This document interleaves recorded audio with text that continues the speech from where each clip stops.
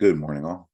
Eric with Cruising with Cheryl and Eric coming at you on this beautiful Monday morning with all the cruise news that you can use. Got a lot of stories today. Let's go ahead and get started.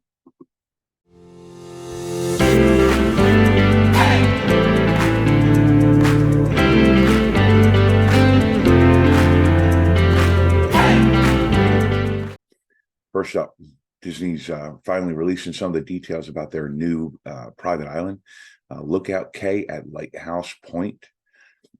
So this is a new destination, new island, new private island area that Disney's working on.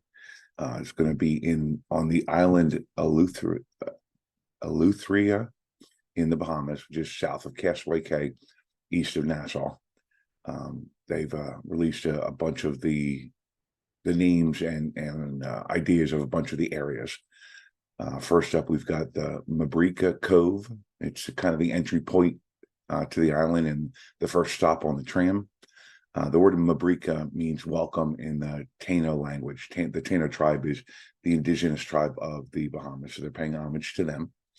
Next up is the Goombay Cultural Center. It's an open pavilion with a Junkanoo inspired art celebrating traditional dancing, singing, and the drum rhythms of the islands.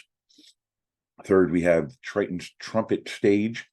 Triton, I'm not sure if it's Triton or Triton's Trumpet, which is a name of a common Bahamian seashell, and then they'll have live music and entertainment there.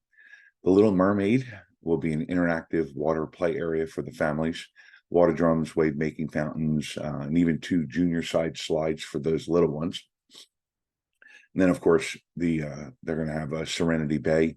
It's going to be an adults area, 18 and older, just for the adults to have some adult time. Next up, we got Tranquil Beach with a dining area and a lounge space. I believe that's going to be part of Serenity Bay. And then finally, we've got the Treasures of Eleutheria, the retail space showcasing locally made Bahamian handicrafts and artisan items. So that's about it so far for the Lookout Cay at Lighthouse Point. I'm sure there'll be more details coming out in the future as the construction moves forward and they get closer to opening them up. Next up, Royal Caribbean's Allure of the Seas skips a port in the future.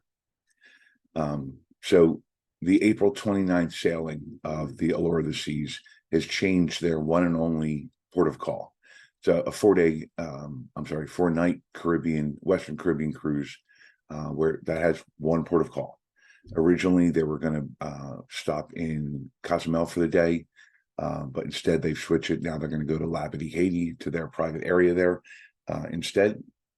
So if you're booked on that cruise, take a look at your emails. I'm sure you got some information from the cruise line about that and about what you can do if that's not a stop you want to make, or changing your excursions, things like that.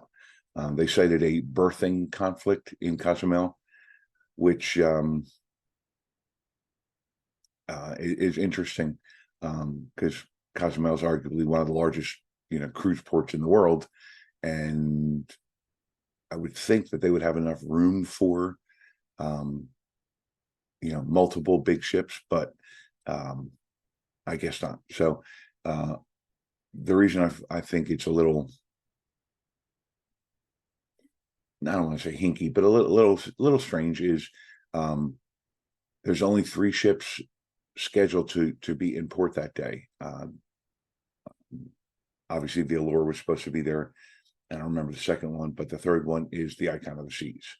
So I'm guessing that Royal doesn't want to try and it doesn't want to use a different cruise port or cruise pier that they usually do.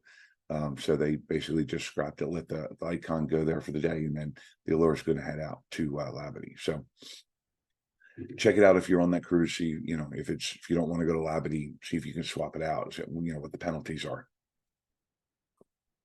Next up, Carnival's flagship hosts the largest ever casino slot tournament. So the oh goodness gracious. Oh, forgive me. Totally, the name of the ship totally escaped me for a second.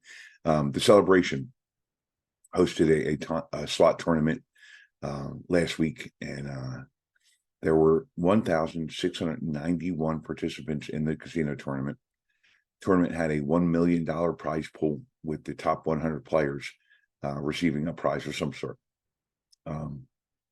Would have been interesting. I'm sure it was pretty busy in the casino for a while, because they had to do it in shifts. I'm sure it lasted pretty much all day. One of the sea days would be my guess.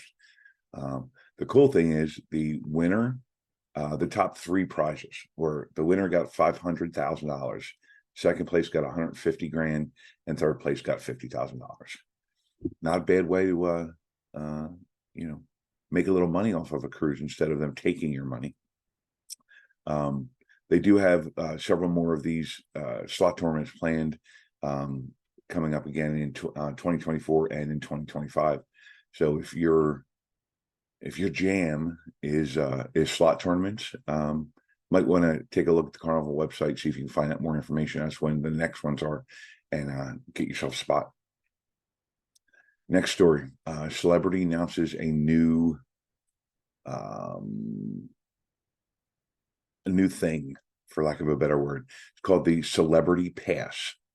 So with the Celebrity Pass, you'll get priority embarkation, an exclusive welcome aboard lunch, premium Wi-Fi, and a waiving of the room service fee, as well as priority access to tender ports and prime theater seating for the evening chic nights.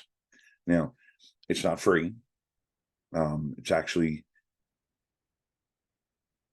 kind of pricey depending upon if there's a value for this. So it's $32.99 per person per day. Now, some Captain's Club members are getting some discounts here and there. So if this is something that interests you, check it out to get the details. Now, if you're a Wi-Fi user, the premium Wi-Fi, I want to say the premium Wi-Fi is roughly $20 a day per person. So right there, that covers most of the cost. If you like room service, that could make, just those two things alone could make it worth it to you. But check out the details, and if it's worth it to you, have at it. Last story of the day: there was an art heist at sea recently. So back in late September, on the Carnival Legend, there were two guests, a man and a woman. I don't believe they've released their names as of yet, who decided that two sculptures would look better in their home, or in somebody else's home, versus in the art gallery on board the ship. So they walked off with them. Once it was noticed that they were gone, a couple hours, I believe it was, after the ship disembarked.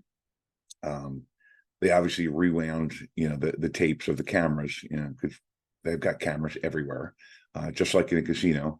And they saw two people walk into the art gallery empty-handed and walk out minutes later with sculpture-like shapes under their arms.